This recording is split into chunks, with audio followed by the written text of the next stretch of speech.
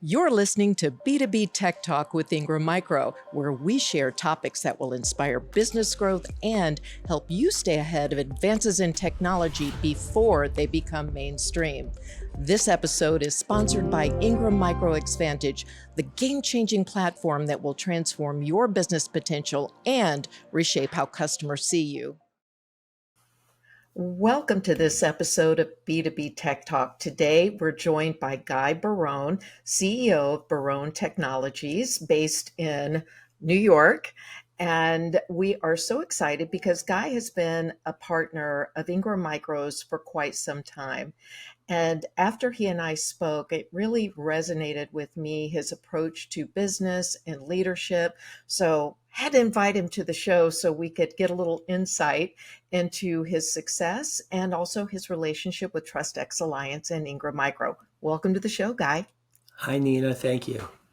So tell me, what's been going on? How's business? We have been busy. Business has been good, just trying to keep up. A lot of great opportunities have come our way. So just doing what we can to keep up. Fantastic. Now, what are you mostly focused on? So what we're mostly focused on from the perspective of the solutions that we provide, we're a managed service provider. And we work with our clients to really help them leverage the technology in their business while focusing on cybersecurity to make sure that they're low risk overall. I think a big challenge that we see today for many businesses is everyone is asking about what do they have in place for cybersecurity. And it's very difficult for them. They have to worry about the criminals, the cyber criminals. Then they have to worry about all the legal ramifications of if they have an incident and people get into their systems, they have to notify the end users and the privacy laws. Then you have your cyber insurance. If you're trying to get cyber insurance, they want to make sure you have everything in place. And most important is the clients that give them business. If they don't have what they need in place, then how are they going to be able to continue getting business from them? So are there certain things? I have a question around cybersecurity insurance. Are there certain criteria that they have to meet in order to be covered? And is that something, are those elements something that your company helps with? yeah, so what we're finding is in the old days, you would just fill out a one-page form and you would get coverage. But I think the insurance industry has been clobbered by all the claims that they've had to pay out. And what they've realized is they have to have some protections in place and some criteria for the clients that they're going to cover. And what our clients are finding out when they go to fill out a cyber insurance application to get coverage, they're finding that it went from one page to like 8 to 10 pages now. And now they have to let them know all of the different controls they have in place, the tools they have in place. Some insurance companies are even doing vulnerability assessments on the clients before they're even allowing them to get covered. So it's definitely not like it used to be. I think today it's not that the insurance companies won't cover the people. I think they'll cover them, but their premium is going to be extremely high if they do cover them and they don't have the right controls in place. And the way we've been helping our clients is when they work with us, we have a set of controls that everybody gets. And so just by working with us and having our tools and our controls and our processes in place, they become insurable and are low risk overall. How is AI impacting or going to impact all of the whole security landscape? Well, we're already seeing it. From the good guy or gal side. I think AI is going to be leveraged to really do a lot of the reviews. We're seeing it with the SIM technologies, the alerts that are being reviewed. So there's just so much information from all these different sources. And there's no way for a human to be able to look at all of these alerts. I mean, you're talking about millions of events from all these different devices. There's no way that a person could do that. So I think AI is going to be able to help in that aspect to, protect protect against and identify when something is out of the ordinary, or to notify somebody that's watching to say, hey, something is going on here that's outside the ordinary, and you should take a look. So Sure. in that respect, it's good. On the dark side, I think it's really scary because the cyber criminals now have access to intelligence and machine learning that is going to enable them to be able to do things that took a much longer time period, to finish it faster and have the amount of work of multiple people being able to get done by uh, AI. So the emails and the English barrier, the language barrier of the past, where you could spot when somebody it wasn't their natural language, for instance.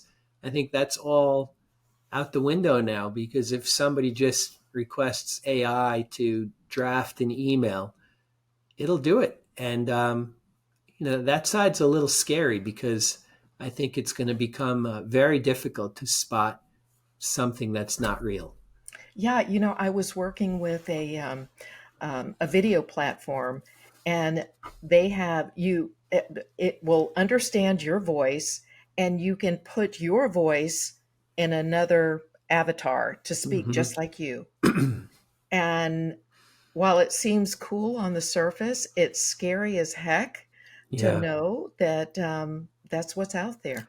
Yeah, the deep fakes. That's a Yeah. perfect example. I mean, all they have to do is get any kind of sample voice data of you speaking, and they can manipulate that into you saying anything. So, authentications, requests for transfers of funds, it's going to be very difficult to be able to spot.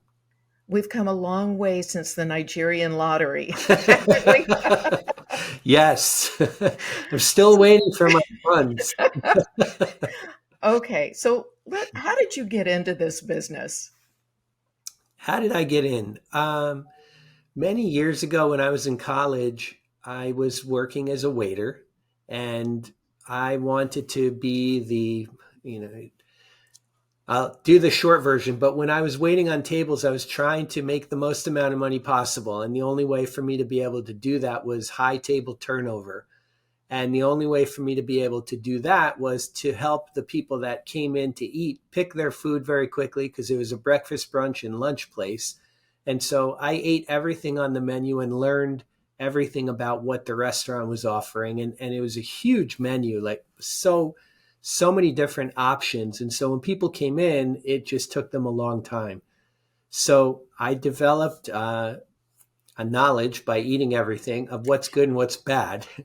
And when people would come in and they would get overwhelmed by what the options were, I asked them if I can recommend something for them. They said sure. And so I started recommending stuff and upselling them with orange juice, a larger glass, some additional items.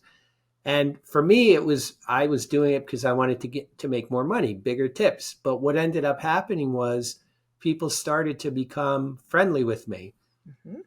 And I started to have people come in on the weekends, and it was a very busy place. On Saturday and Sundays, there would be a wait line, a list for the restaurant, and then there would be people that I knew that I worked with that would ask for my station. So there were two lists, one for the restaurant, one for my station, and that was great. I had people that I just got along great with. I was invited to weddings. I was invited on vacations.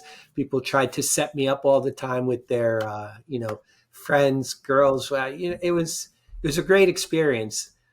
And one day somebody came in and he said, "Listen, I've known him for a long time." And whenever he would come in, it would be with his family on his way to work. And one day he came in and he said, "Look, um, I know this is crazy, but I'd love to hire you to come and work for me in this new business that I'm building." And I was still in college at the time. So I said, "Well, what is it?" And he said, "It's an indoor amusement facility." And I was like, "Sure." I mean, I didn't know anything about that business. I was in my last year of college, and I was a business and marketing major. So I went in, I took a look at it, and I just had a good gut feeling. So I ended up going to work for him. And that person, his name is Dimitri. He's actually my business partner today. You're talking about like 34 years ago. And I worked with him. It was an indoor amusement facility, and this was back in 1992. So they had birthday parties, batting cages, Mhm. bumper cars, video games, Lasertron. So we did about 135 birthday parties a week Oh my that came goodness. through there. Yeah, and we needed to, after having a very manual process, and if you remember 1992, the internet was really AOL. Right, There was Windows was 3.1 at that point. There was Novell Network. That was the big right. technology that was out there. So we needed for the birthday parties a method to track everything. And because I was the young guy in college, they asked me after we hired an organization. They came in and they customized a CRM solution. They put in a Novell network and they asked me if I would be able to manage it. And I said, sure. If you send me to night school, Hmm. I'll go learn about how to manage a Novell network because I was always interested in technology, but I didn't know anything about it. And sure enough, I learned how to manage the Novell network, and I did some other stuff for them there. We upgraded some of the computers and introduced Lotus 123 as a spreadsheet instead of manual spreadsheets. And slowly, people started asking me about computers. They said, hey, I'm thinking about getting a computer for the home. I heard Hmm. that you know a little bit about technology. Would you come and help me get a computer set up? So I said, sure. I was tinkering with building computers at that time on the side. So I would go to somebody's house and I would set up a new computer for them. I installed WordPerfect for them. And then I would sit down and teach them how to use Windows with WordPerfect. And then they would ask me some questions about how to do something. And I was always curious. So I always tinkered and I found what they were looking for. And I was able to help them. So they were happy. And then they started referring me to some of the people that they knew. And little by little, the word got around that I was somebody that they can call to get a computer in their homes. Everybody was getting these personal computers. You were the guy. When I they was say, the I got a guy. guy, you were the guy. So the funny thing was they would call, they would get a call while I'm setting up the computer. And then they're like, I can't really talk right now. I have my guy here for the computers. And then they go, oh, by the way, his name is Guy. Ha, ha, ha. My computer guy. So I actually named the company that. I thought it was a good name. So when I started, I called myself the computer guy. And then when we hired our first person, as we grew the business, that really didn't work, right? When Right. you're multiple people. But after going and doing work for the homes, I saw that there was an opportunity and people started inviting me to their businesses and say, I have this business and we need some computers and work over there. Would you come and look at it? And I never said no. I always said, yeah, let me come and take a look. And that's how I started. And I learned and just it became very, very, very good for us. That is amazing. So, how many employees today do you have? We have 25 employees, and now. So back then, I started doing some of the work on the side in 1995, and 1997 we incorporated. So this June will be 27 years that we're in business. Well, congratulations. Thank you. So, from a so here you were just a solo guy, and you built a team. And as you were building the team, what did you learn about yourself and what did you learn about leadership? So the one thing that I took from the family entertainment business, which is what I applied to the business itself, which I think differentiated us, is during that time, everyone was very, very closed minded when they were doing technology work. Mhm. Everyone was very rude. Nobody wanted to allow people to look over their shoulders when they were doing technology work. And coming from the hospitality business, the family entertainment center, when we were working there, we implemented the Disney training. Hmm. My business partner now, is Dimitri, had gone to Disney University. They have a whole university that you can go to help learn about business. And he brought that back into the family entertainment business. And so we had 80 teenagers that were working there, and we were selling an experience Right. because we were selling video game usage. We were Right. selling bumper cars, right? We were selling batting cages. We weren't selling a product, we were selling an experience. Right.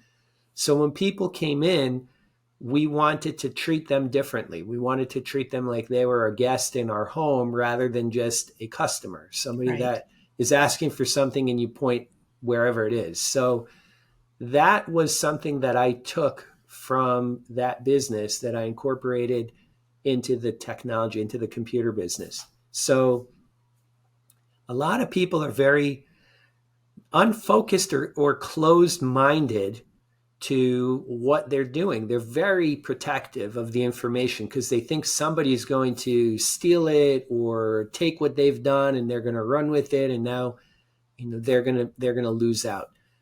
For me, I looked at it the opposite way. I said, everybody's so frustrated because everybody is not. Somebody comes and looks over their shoulder, they turn around and they go, "What are you Yeah. doing? Let me, get away from me. Let me come back to you when I'm done here. I don't like when people are looking over my shoulder." For me, when somebody came and looked over my shoulder, I said, "Hey, why are you looking over my shoulder? Pull up a seat. Let's sit down. Do you have any questions? What can I answer for you?" And what ended up happening was trust. Yes. People saw that I wasn't trying to hide anything. I was open. My intention was, if you have a question, ask me. I'm happy to show you and share with you what it is that I did here. But if there's anything that you want to know about, I'm fully transparent. There's nothing that I'm hiding from anyone. And what would end up happening is they would sit there for about 2 or 3 minutes. I'd Yeah. explain what I'm doing. They're like, "Yeah, all right, I don't understand. I'm out of here." They leave anyway. But the perception that they had was they understood that they could trust me, that I'm not doing something that trying to take advantage of them. There's no feeling of, okay, this isn't good. And then that turned into um, more leads because people said, "Hey, I have this really good person that we feel very comfortable with, that we're working with, that they would introduce us to." So early on, we had a lot of referrals that were given to us that helped us grow our business. Isn't that something? So, yeah, when you have that kind of value alignment, it just creates trust, right? Yeah. Because they value transparency and you're offering them, and you value transparency and you're giving it to them, and it just creates that beautiful trust. So, fast forward, when did Ingram Micro come into the picture? So Ingram Micro came into the picture in early 2000s. So I went to an event. So when we first started back in the late 1900s and the early 2000s, we had the dot-com bubble, and there was a lot of distrust in the organizations. And when we were trying to move out of my apartment into an office, nobody would rent to us. I mean, it was insane. Nobody wanted to rent to us because they thought we were some kind of .com and we haven't been around. So everything was really tight. People weren't giving credit. Mm-hmm. People were very restrictive about what they were doing. And we started working with Tech Data at that point Hmm. because that was the only company we knew of, and they gave us a line of credit, I think, of about $10,000, and we kept running into that that limit, and we had to keep paying them down to be able to keep buying equipment. So as we're growing, we had to keep paying to get there. It was such a mess. And when we asked, "Can you increase our credit?" we were always working with basically a team, Hmm. not an individual. We didn't have an individual, we had a team. And it was always somebody different. So we didn't have anybody we could speak with. One day we went to an event that was held by Ingram Micro, and it was in New York City, and this person came up to us that we met there. His name was Darren Gottesman, and he introduced himself as our area rep. He we were invited to the event, and we didn't know anybody. We didn't do much business with Ingram, really overload for when we couldn't get anything from Tech Data at the time. And Darren came over and we hit it off right away. And his desire was to learn more about our business. And he said, Guy, tell me about what you guys are doing. What is it that you need? How can I help you become more successful? What can I do to help you grow your business? And so he came over to our business. He brought SonicWall, the SonicWall rep, with him at the time because we were big with SonicWall at that Mm-hmm. time. And, here's this guy that we weren't doing a lot of business with in our office, bringing a SonicWall rep, which we've never spoken with before. And he asked us, how do we get your business? How do I help your business? What can I do? And that was the first time that anybody ever did that for us. Right. And so I thought that was amazing. And I let him know about the credit limit that we have that we keep running up against. And so right away, without anything being blocked, they doubled that credit. And the markets were tight because Right. everybody was so loosey goosey with their spending, right? There was a lot of money lost, so Yeah. people were very conservative. So that was great, and that relationship that we built as a result of that. Darren is somebody that I call a friend today, Of course. and just Darren brought us together. There's a bunch of other companies that were part of what they called the Big Apple chapter in VTN and the TrustX Alliance Right. today. And these are relationships that we have had for years, and so we were a part of this great group of people, and it has been so good for our business, just being able to network and get introduced to all the different companies and vendors, and Ingram has been great. That's wonderful to hear. And of course, when anybody hears Darren Gottesman's name, it just warms your heart because the people who know him know what an incredible Yeah. businessman, but more importantly, what an incredible human he is as well, and how much he deeply cares about our customers, the community. So I completely understand how that unfolded because Darren was involved. Yeah. And here we are 26 years later. I mean, I would say probably 2004. Yeah. Okay. So, So probably 20 20 years, 20 20 years. years since we've started Incredible. working with Ingram.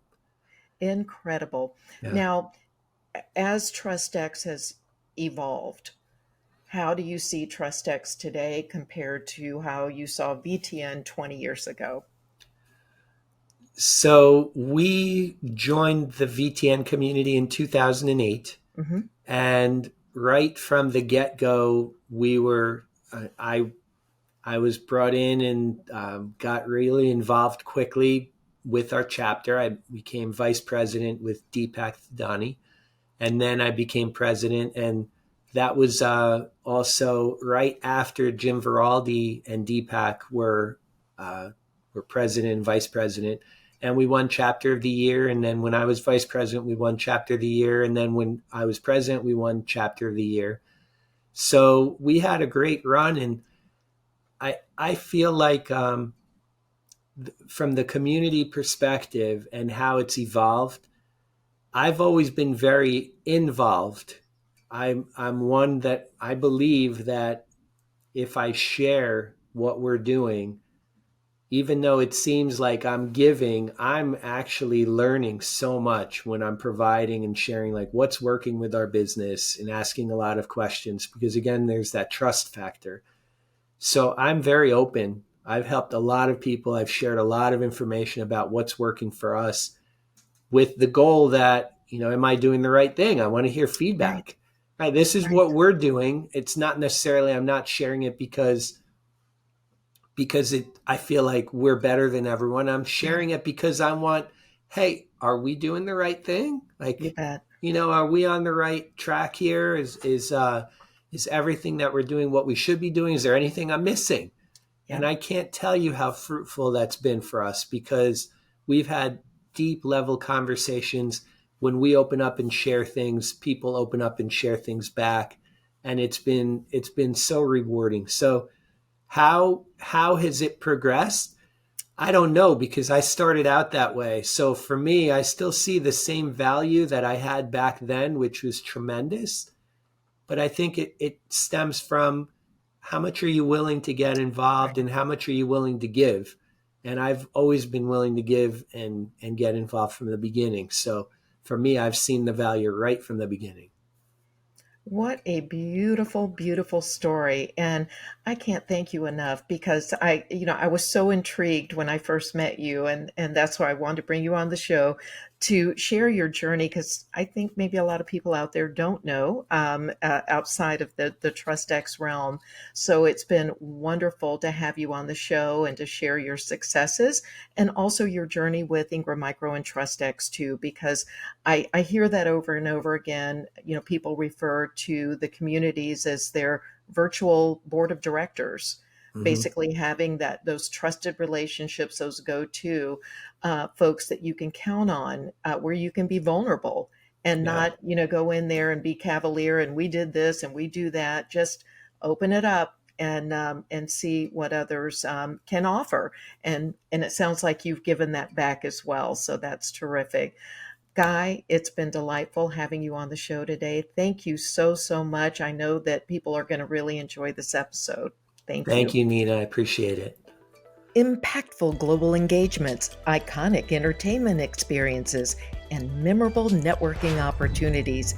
Be part of it all at Ingram Micro One 2024.